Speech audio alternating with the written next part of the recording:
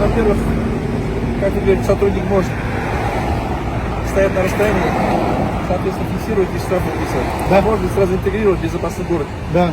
Этот комплекс может работать в темное время суток без проблем. Ички иштер министрлигинин жол кыймыл болсун камсыздоо башкы башкармалыгы жол унаалыштарын алдын алуу максатында тесттик режимде ушундай радарларды ишке киргизди.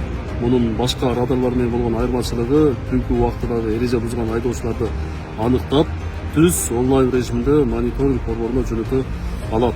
Негизги функциялары ушул катуу ылдамдыкта менен айдаган автоунааларды, карама каршы тилкелерге чыккан автоунааларды, жол чийиндерине баш ийбеген автоунааларды, айыппулдар өз убагында төлөбөгөн автоунааларды, издөөдө жүргөн автоунааларды, каттоосу убактылуу токтотулган автоунааларды жана башка одоно жол эрежесин бузган айдоочуларды аныктайт.